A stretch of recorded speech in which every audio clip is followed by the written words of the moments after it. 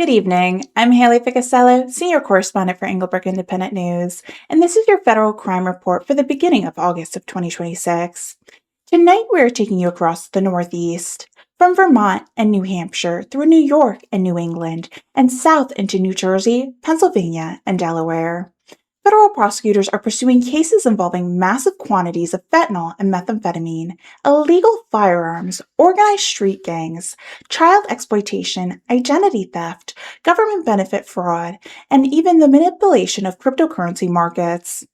In New Jersey, a defendant has admitted to participating in conspiracies connected to what federal authorities have described as the largest methamphetamine seizure in state history, more than 260 pounds. In Massachusetts, a Trinitarious gang member has admitted his role in a drive-by shooting that left 2 people dead. And in Connecticut, a convicted federal drug trafficker who received clemency in January of 2025 has pled guilty to another federal narcotics offense. 8 states, dozens of federal defendants. This is your Northeast Federal Crime Report. We begin tonight in Vermont. Taekwon Washington, also known as Bones, 36 of Brooklyn, New York, has been indicted by a federal grand jury in Vermont on charges of distributing 28 grams or more of cocaine base, commonly known as crack cocaine, along with quantities of powder cocaine. Washington was arrested in New Jersey on June 11th on warrants stemming from a 2024 criminal complaint. He was detained and transported to Vermont, where he was arraigned August 3rd before U.S. Magistrate Judge Kevin J. Doyle. According to court records, Homeland Security investigation agents conducted a controlled purchase from Washington and Burlington in February 22, 2024. Federal authorities say that the purchase involved more than 29 grams of cocaine base along with powdered cocaine. The government further alleged its evidence of Washington leading a drug trafficking organization operating in Vermont beginning no later than 2023. Washington has been charged, not convicted, and the allegations against him will have to be proven in federal court. We now move to neighboring New Hampshire. Mark Williams, 45, of Goffstown, has been sentenced to 102 months in federal prison, followed by years of supervised release. The case began with a car crash. In October of 2023, Williams was driving a borrowed vehicle when he crashed in Goffstown and walked away before police arrived. A subsequent search of the disabled vehicle uncovered a loaded 9mm handgun. But that wasn't all. Investigators also recovered 41 grams of methamphetamine, 73 grams of cocaine, and 452 grams of fentanyl. Williams was arrested the following month and remained in custody. He will now spend approximately 8.5 years in federal prison. In another New Hampshire case, Jacob D. King, 42, of Milton, has been sentenced to 100 months in federal prison. Prosecutors say King purchased more than $60,000 worth of methamphetamine and fentanyl from a Massachusetts-based drug trafficking organization during November and December of 2023. A January 2024 search of King's home resulted in the seizure of fentanyl, methamphetamine, other drugs, a weapon, approximately $8,000 in cash, and multiple cell phones. Messages recovered by investigators documented King's dealing with the Massachusetts organization. King will also serve 4 years of supervised release. Jose Corrado Ortiz, 40, of Jamaica Plains, Massachusetts, and Jonathan Ramirez, 39, of Boston, has been pled guilty to conspiracy charges stemming from another organized responsible for bringing cocaine and fentanyl into New Hampshire.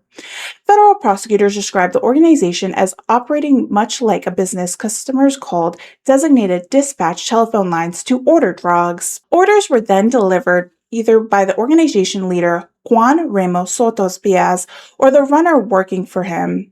Sotos Piaz was sentenced in July of 2025 to 100 months in prison. More than 10 other people also have been convicted in the connection with the operation.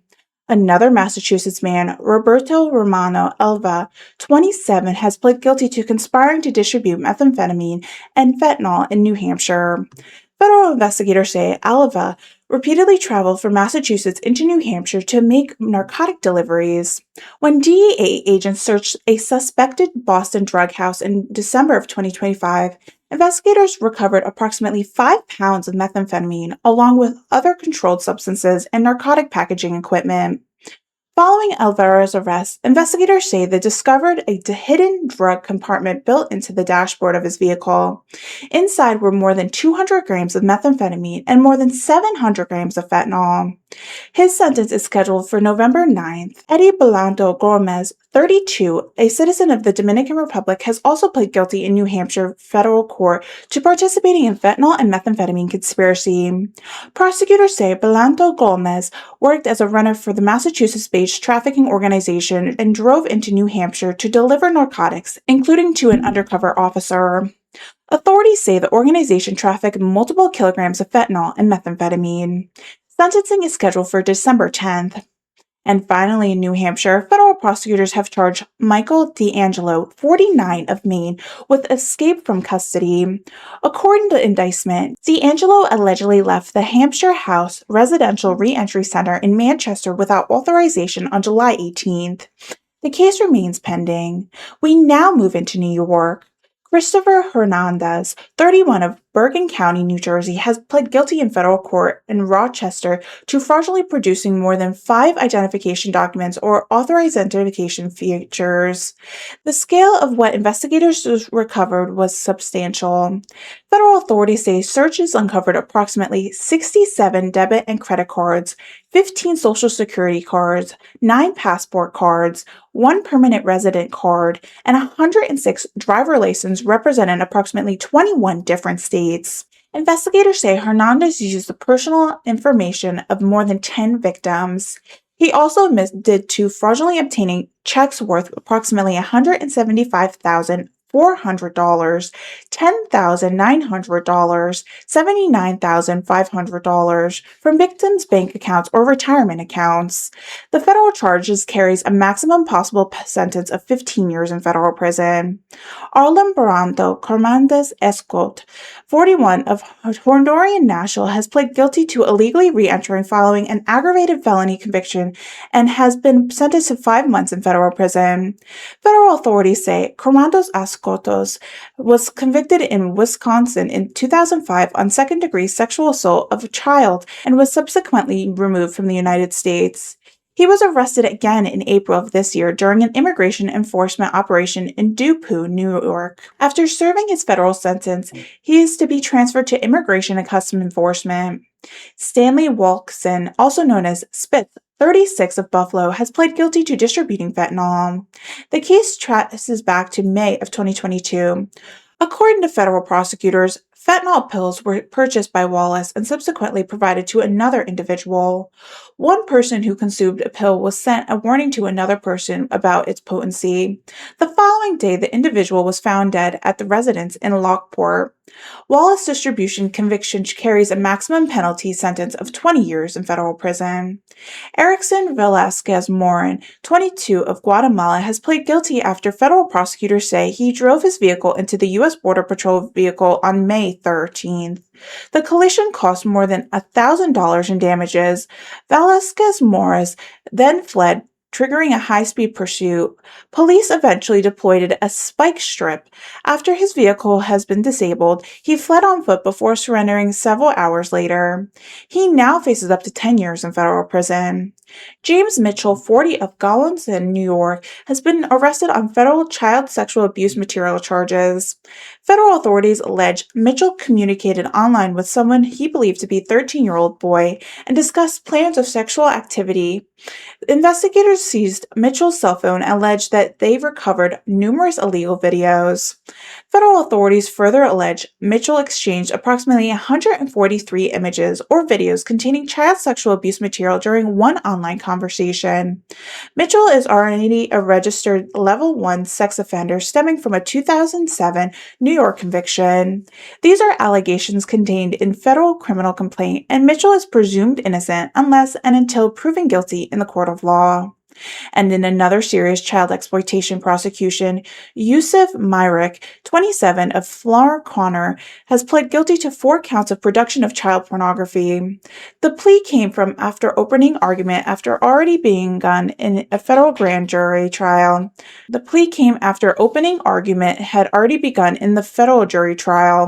Federal prosecutors say Myrick coerced 4 minor victims into sexually explicit conduct that proposed producing images or videos. videos. The offense carries a mandatory minimum sentence of 15 years in federal prison and a maximum sentence of 30 years. Moving to Massachusetts, Jose Luis Alvarado Guzmanes Jr. and Samuel Colin Rosado, both 33, has been charged with conspiring to distribute more than 40 grams of fentanyl. Federal prosecutors allege Alvaro Gomez led a drug trafficking organization operating around Hollican and Springfield. Investigators say the organization packaged fentanyl in glassine bags stamped with the name Nipsey's Hustle. Authorities allege Alvaro Gomez coordinated at least 9 fentanyl transactions between September of 2025 and April of 2026. Searches conducted July 28th resulted in the seizure of suspected fentanyl packaged for distribution, firearms, ammunition, cash, and other valuables. Both men face federal charges and are presumed innocent unless proven guilty. Frank DeCaro, 47, of West Lurie, Rhode Island, has been charged in Massachusetts with the possession of child sexual abuse material. According to federal charge documents, DeCaro was returning from Italy throughout Boston Local International Airport in November of 2025 when a search allegedly uncovered illegal images and videos on his phone. DeCaro is a registered sex offender stemming from a 2014 Rhode Island conviction involving child sexual abuse material. The new federal charge remains pending. In a very different federal prosecution, Lu Zhu, founder of cybercurrency financial services firm MyTrade, has been sentenced in a connection with the market manipulation and wire fraud conspiracy.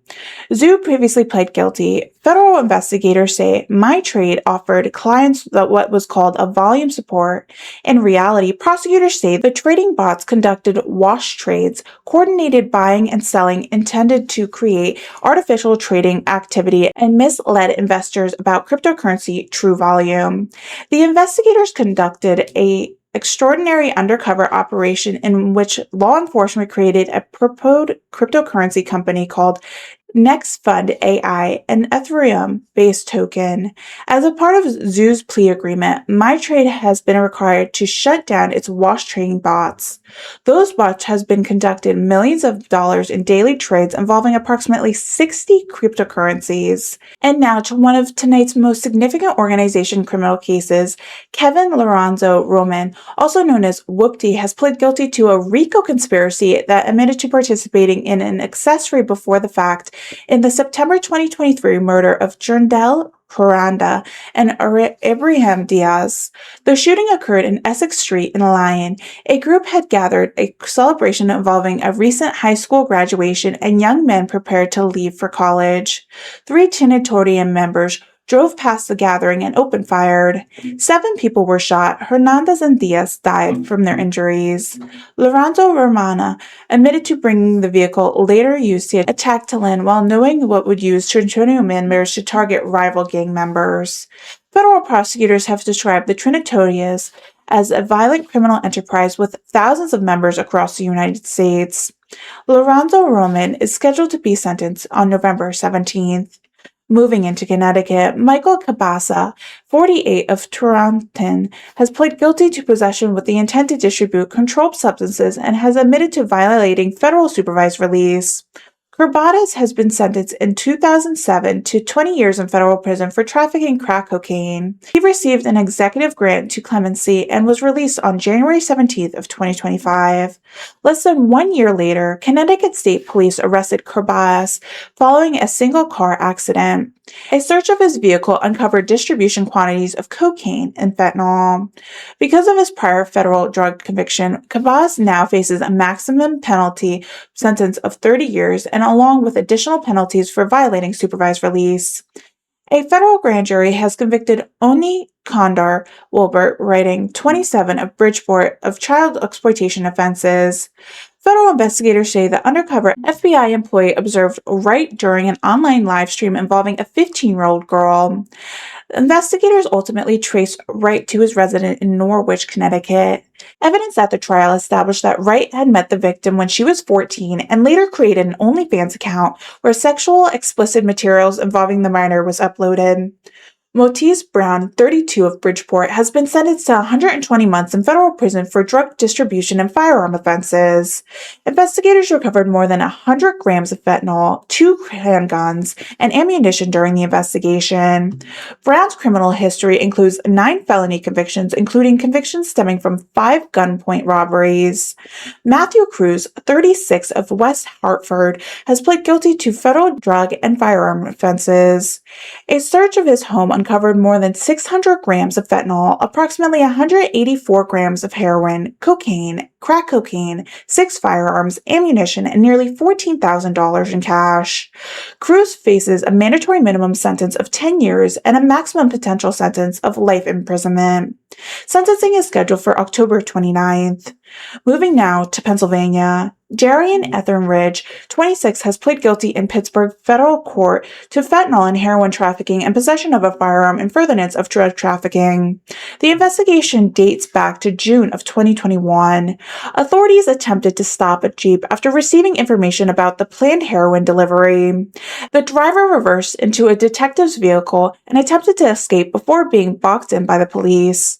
A search recovered 991 bags containing fentanyl and heroin mixture, nearly $4,000 in cash, and a loaded .40 caliber handgun that had been reported stolen.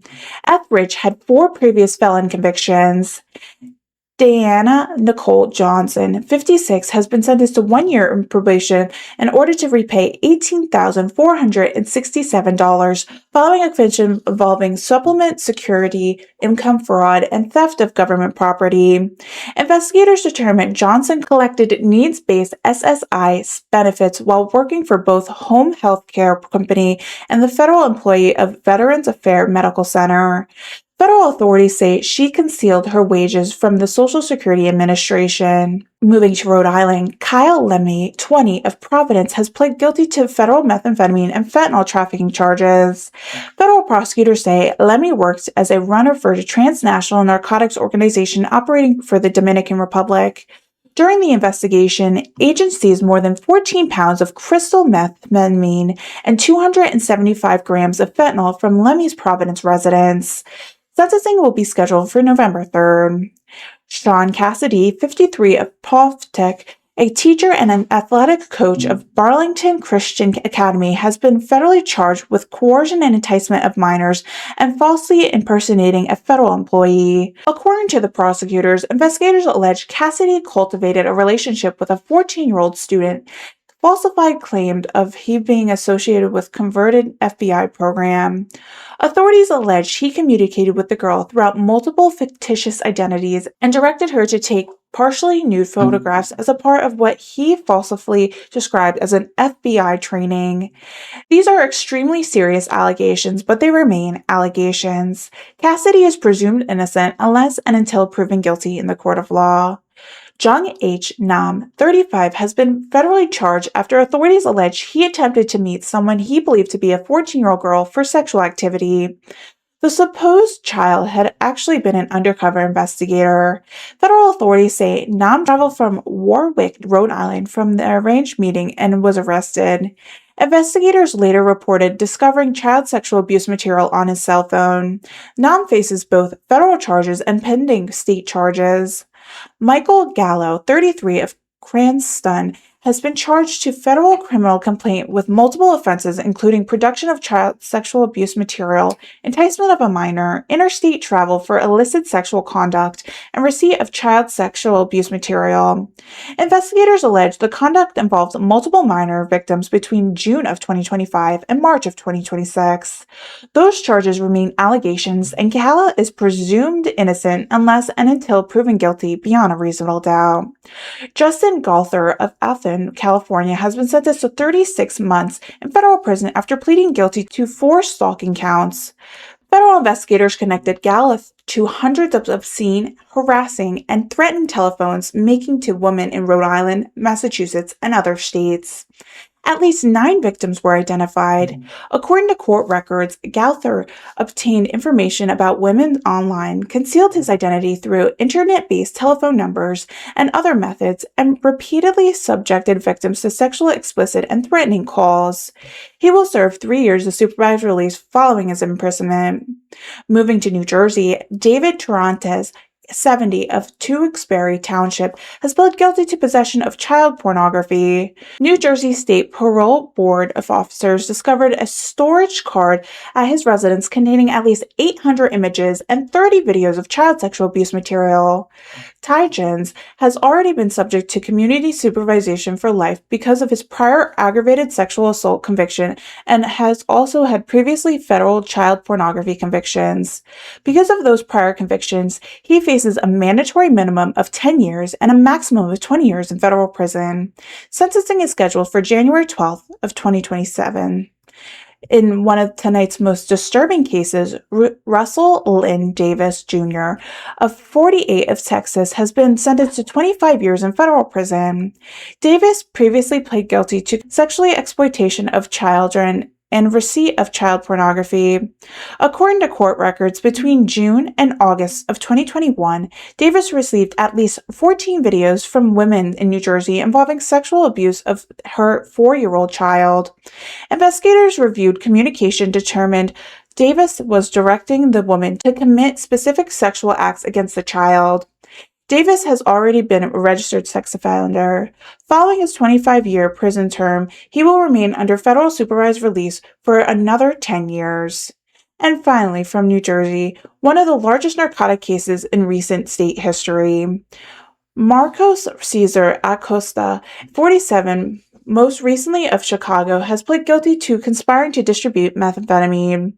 On April 28th, federal authorities say Acosta traveled to New Jersey to supervise a truck delivery carrying an enormous quantity of methamphetamine. Agents arrested Acosta and another alleged conspirator after the truck arrived.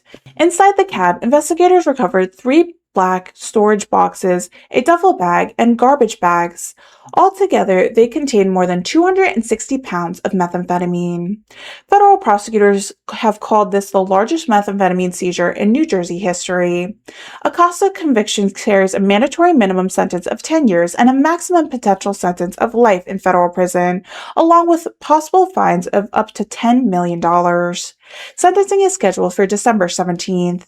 We finished tonight in Delaware. 2 companies have agreed to pay more than $2.35 million to resolve federal False Claim Act allegations involving Paycheck Protection Program loans. Mobile Programming LLC and A1 Technology Incorporated allegedly obtained the second draw PPP loans despite exceeding the program's employment eligibility limit when their affiliated companies were included. The companies subsequently obtained forgiveness of the loans. The agreement resolved the federal government civil allegations. And finally tonight, Roger Bleen, 43, of Sarima, Delaware, has pled guilty to distributing cocaine and illegal possession of a firearm as a convicted felon. Court records show Bleen sold approximately 273 grams of cocaine outside the Kent Community Convenience Store in October of 2025. Federal authorities say the transaction was part of the broader trafficking operation involving cocaine and fentanyl. A subsequent search of Bleen's residence uncovered a loaded 9mm Smith & Wesson handgun in his bedroom closet. Because of Bleen's prior felony conviction, federal law prohibited him from possessing a weapon. He has now admitted to both the cocaine distribution and firearm offenses. 8 states across the Northeast, federal courts from Burlington to Providence, Boston to Buffalo, Hartford to Pittsburgh, Camden to Wilmington, and the cases moving through the courtrooms tell a very different story. More than 260 pounds of methamphetamine seized in New Jersey. More than 14 pounds of crystal methamphetamine recovered from one Providence residence. Hundreds of grams of fentanyl seized in New Hampshire and Connecticut. Firearms in the possessions of convicted felons. Federal fraud investigations. Organized gang violence. Identity theft, and some of the most serious crimes federal prosecutors handle, the exploitation and abuse of children. But tonight's report also demonstrates what makes it an important distinction every time we bring you these cases. An arrest is not a conviction, a criminal complaint is not a guilty verdict, an indictment is an accusation. Those defendants whose cases remain pending, the government still bears the burden of proving those allegations beyond a reasonable doubt. For others tonight, the question has already been answered. Some have pled guilty, others have been convicted by federal juries, and others have already been heading to federal prison, some for years, and in one New Jersey exploitation case, for 25 years. And many of these investigations did not stop at state borders. Drug allegedly moved from Massachusetts into New Hampshire. A trafficking organization operating from the Dominican Republic used a runner in Rhode Island. A California defendant targeting women across multiple states. And a shipment containing more than 260 pounds of methamphetamine traveled from New Jersey before federal authorities intercepted it. This is precisely why federal law enforcement continues existing alongside state and local authorities. Crimes can cross city lines in seconds. It could cross state lines in minutes. And in today's world, a criminal organization can operate across international borders without ever establishing a traditional headquarters. The investigations continue, the prosecutions continue, and so will our coverage. Englebrook Independent News will follow the upcoming sentencing hearings, guilty pleas, trials, and major federal investigations across the Northeast and throughout the United States. When those cases move through the courts, we'll bring you the facts and tell you where they stand. For Englebrook Independent News, I'm Haylee Ficuciello. Thank you for joining us tonight. Stay informed, stay aware, and this has been your Federal Crime Report. Don't forget to subscribe. Good night.